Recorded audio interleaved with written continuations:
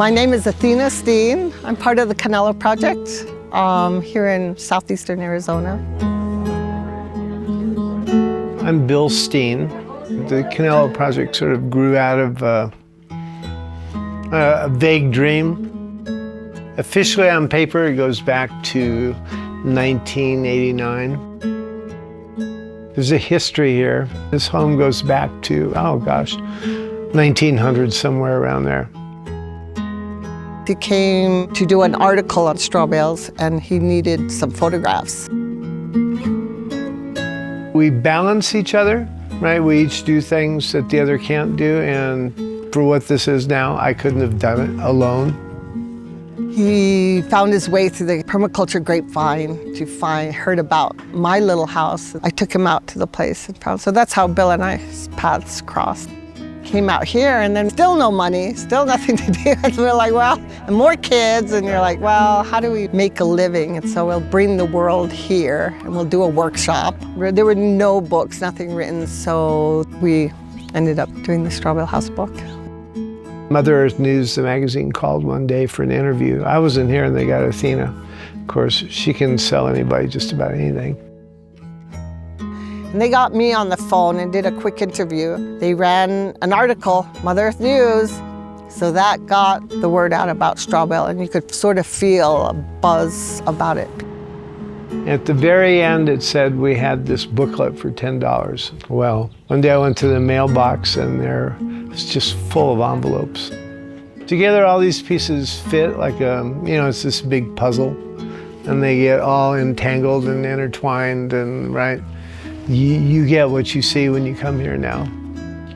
We literally flipped a coin. Are we staying or are we going, right?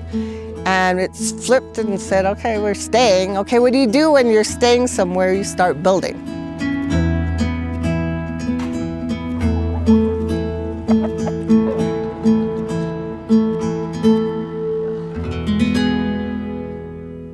When we formed the Canelo Project, the phrase was connecting people, culture, and nature. But it was more a place to bring people together, bring different cultures together. I mean, we've had people here from all over the world, and that's been magical. This is another pure pottery clay here. This is a kaolin and that's a bentonite. And we're just gonna mix these both. So the bales are actually fiber.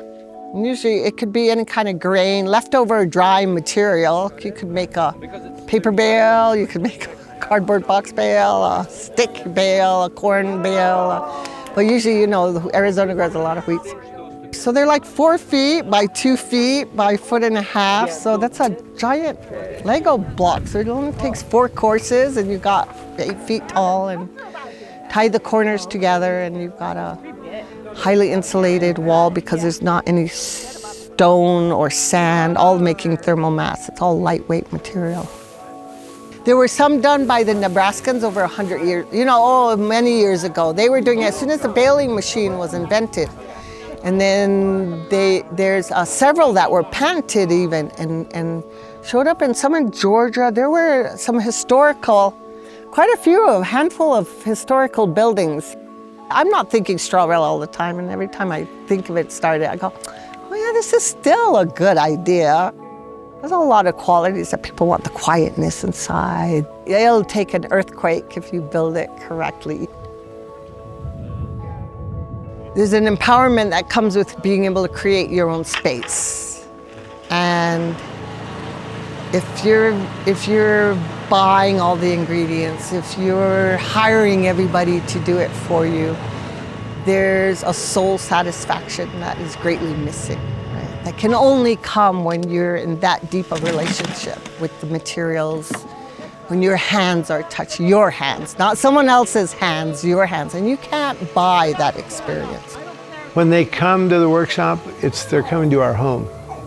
They come into our lives, and right now there's 2 grandkids running around the floor, and our sons are here. The one building material that's here is dirt. Truly marvelous material when you work with it, especially when it's in your hands. Building is hard work. There's different materials that are just beautiful materials, and they have a lot to teach you, right? And so it is all about connection and relationship. And you see as in workshop settings that get people mixing with their hands in the mud, and they don't even have to speak the same language. They don't have to believe in the same thing. They don't have to agree on who's running the country, whatever. There's a certain beauty to just taking the material out of the ground. And clay is alive, you know, there's a real magic to it. But truly, when you put your hands in it and you start to work with it and you see all the things you can do. I mean, look at these people, you know, we've got a whole group of people here for a workshop right now. Probably you could get it really, really nice looking. Someone that just came back here, their partner had been to a workshop of ours 25 years ago, and they still have the book on their shelf. Pope Francis, he said it's good to be happy, right? But it's much better to be happy because you made other people happy. And be done. And then if I know that I'm plastering the next day, I can...